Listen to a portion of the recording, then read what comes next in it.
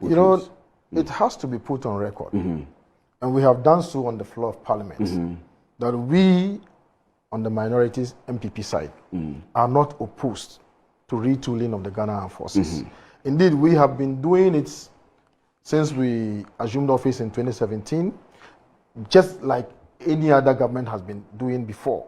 So it's not nothing new when you say you are going to retool the Ghana Armed Forces, buy them fighter jets, buy them helicopters, and so on and so forth. The contentious issue before us is the executive jets. Those jets are not meant for the use of the armed forces. Specifically, the armed forces have their aircrafts that they use for some of their operations that we call the CASA. And there are modern versions of those aircrafts and so on and so forth. But these ones are supposed to be for the luxury of the executive.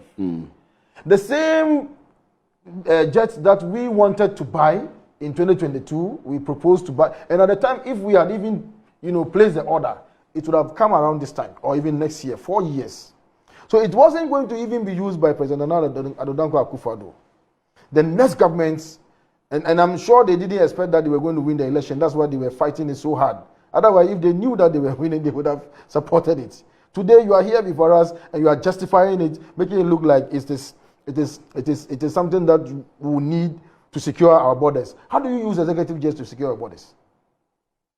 Are there bombs? You do fix bombs? Do you fit missiles on those aircrafts? How do you use those aircraft to secure our borders?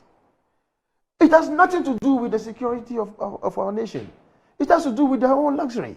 Look, this government, our government, what he's talking about, there's nothing new about the, incursions by some terrorist elements into our country. I can tell you, here, I don't know whether it's appropriate for me to say it, but somebody was traced through the intelligence sharing by our country's intelligence, community and other, intelligence communities across the sub-region.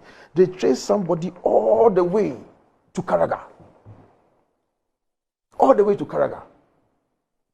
Somebody who has been weaponized. I mean, he has been radicalized to come and do injury to us. So there's nothing new. When we say that we are going to secure throughout our state, did anybody, invade our country? Throughout the 8 years. So how did we do that? Did we have to buy executive jets to secure that? What investment are you giving to the security along the borders? Immigration service, customs, and so on and so forth. What are you doing for them? Because that is the area that you should be looking at. Those borders are porous. And you're talking to me about executive jets. So that you can fly, go for conferences, COP20, COP30, and so on and so forth. Those are your priorities. And then you come and sit here and you look in the face of Ghanaian people and tell them that we are buying the jets to secure your security. What security? So like I said, look, there's complete misplacement, of priorities as far as this government is concerned.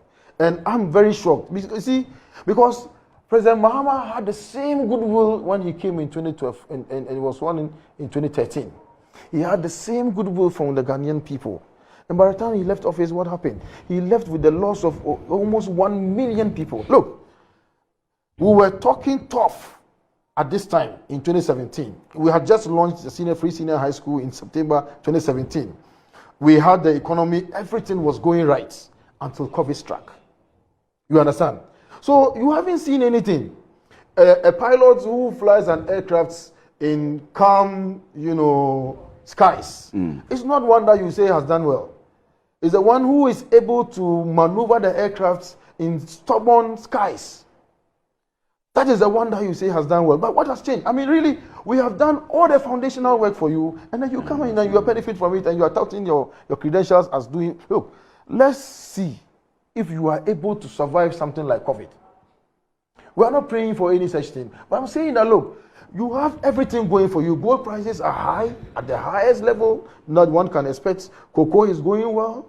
Oil prices are down, and so on and so forth. So everything is going your way. You understand? So you have to give the Ghanaian people the best dividends of this economic, indicators that we are having. Right. But what are you doing? What are you doing? Look, I told you before, the $200 million series that he's talking about cannot do anything. The produce from my farm alone All right, the produce from my farm alone is worth a lot of money. And there are a lot of farmers who are also even from Honorable Inus of Husseini, Suini, and so on and so on. We are all farming Akando, the health minister. We are all, go and talk to them and understand the situation that we are going through. And go and give a poultry 200 million seed and say they should go and buy, products that, has come. Right. No, it's not going to solve any problem. It's a drop in the ocean. Okay. Farmers are suffering. Okay. So, Honorable Ejapa, before you come in, Honorable Ejapa Mesa sends me a link, and this is what the link says. And you had been at the Ministry of Transport. It says the Ghana Navy commissioned 4 river-class offshore patrol vessels in February 2022. GNS Volta, GNS Densu, GNS Pride, and GNS Ankobra. More recently, in September 2023, the Navy commissioned 2 boundary-class ships, GNS Fedu and GNS Amwama, a landing craft Navdoc 1, and an oil spill response vessel, MV Esther Fuauklu. In December 2024, President Akufo-Addo also commissioned a new vessel, GNS Achimota, and opened the Ezinilibo forward operating base. So he gives the dates and for each of them that was commissioned the same day, February 2022, February 22, 2022. So these are the vessels. But Honorable Felix let me allow you. You see, you have made a point. Yes, so let me allow you to explain it. I've told Dana Professor Mills, we donated vessels. So it's not the fact that vessels, the issue is not that vessels have never been donated. The thing is, as we speak, that they don't have the means to do the job in the Gulf of Guinea. Okay. That's the point. So you need to give them vessels that have a longer range, greater capacity to meet the current exigencies. That's the point I'm making. You see, after the facts have been brought to the fore, and then we have been challenged, suddenly they are changing their tune. When Honorable Samuel Abujinapo, who they designated to debate the budget in respect of the military expenditure, got up, his claim, and it is on record, you can play it, was that we were going to spend $1.2 billion this year to purchase only 4 helicopters and 2 presidential aircraft. Is that not what he said? Yes. Suddenly they've changed their tune. And indeed, he added that they are unemployed people. So to spend $1.2 billion buying 4 helicopters and 2 presidential jets, it's a misplaced priority. Is that not what he said? Why you said that you are opposing the retooling? Right. But you see, even the presidential jets is the property of the military. In fact, when you go to the military, the most elite pilots and engineers that they have belong to what they call the communications squadron, which is the unit of the Air Force that handles presidential travel. When the president travels, it is the Air Force commander himself who pilots his aircraft. Wow. So it is a military platform, it's a military asset, even though it is used by the executive. So it is not the property of the president. And certainly it is not about comfort. You see, President Mahama, and I've said it before, I will say it here, if it were about comfort alone, there will be no bother. Because I have traveled with President Mahama in economy class before, from Frankfurt to Accra, when he was president in 2014. In economy? Economy.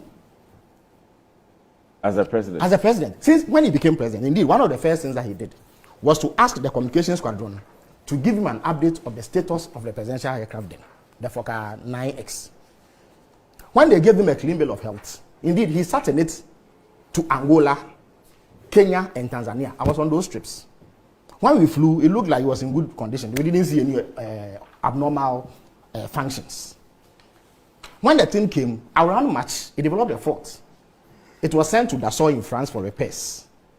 We were here when they called the Air Force to come for it. When the pilots got there, they told them, no, they've detected further faults, corrosion in the tanks and what have you. So at all times, it is the communications squadron, the Air Force, that makes the recommendation as to whether or not we require additional platforms. And you see, the document is here, it is with me. This is a report sent to cabinet. You understand me? And they give you the detailed reasons. In terms of the choice of the aircraft, they even choose it. The Air Force? Absolutely. You see, when President Akufo-Addo was in power and he was renting aircrafts, he used to rent aircraft at $18,000 an hour. I could say there are times when the president has to travel for about a week. Sometimes, in fact, the least travel, if it is not somewhere in West Africa, that the president has to do, is about 2 days, 3 days, 4 days. Sometimes he has to be away for 2 weeks. If you rent the aircraft that President Akufo-Addo was renting, Every hour is $18,000. If the president has to use it for a week, that is $3 million.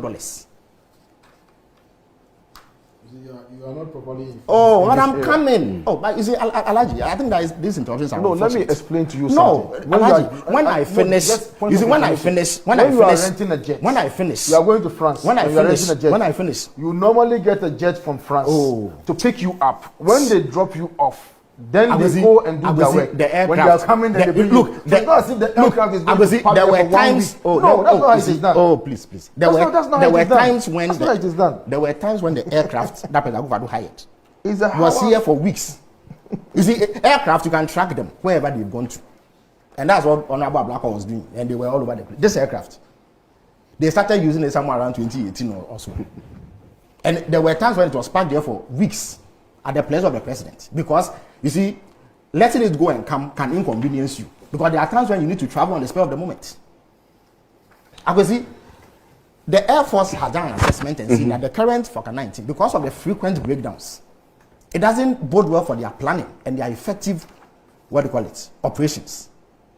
So they said that no, this one you need to retool so that you give yourself options. So that you have a medium range aircraft that can fly about 13 hours non-stop. Another one that can go about 17 hours non-stop. So that we know that it is sound and secure. And I can remind you, we've only had a recent helicopter disaster. And currently, very sad one. Currently, the only transport available, and just like my brother, I'm reticent to say this, but it is necessary. The only serviceable aircraft that the military has is a CASA. How can you have something like? And the CASA is handled by the communications squadron as well. In fact, they have only one. They have one helicopter. Exactly. In fact, even that one has broken down. Okay. You see, even that one has broken down. You see, so for anybody to absolutely, it's a dire situation. You see, let me. I support what you're saying. Let me land. I'm coming. Let me land. Need to add a few things. Let me land. You see, let me land. Again, the same people who say in 2022 or thereabouts, they were planning to buy a presidential jet, suddenly say they are opposed to it. They say it is for the president. Let me go. Let me land. You understand? Let me land. Yes.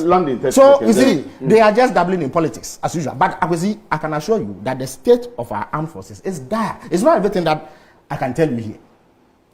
You understand? We need to get. So we need to be clear. We need to be clear on what the priorities are. Security is certainly a priority for any country. You know, I'm very happy. We have run out of time on this one particularly. I'm very happy that he's talking about the armed forces making the recommendation. In 2022, it's the same armed forces that made the recommendation. What was their position? Okay, so they rejected it. But you see, in all truth, I think that the armed forces require some retooling, but I don't think what is on page 136 of the budget, the procurement of one long range and one medium range aircraft, is a priority. As for that one, we're opposing. But that is a change from your initial position. I know. That is a change from your initial position. That one, we oppose it. So this one, the people are hungry. This week has also seen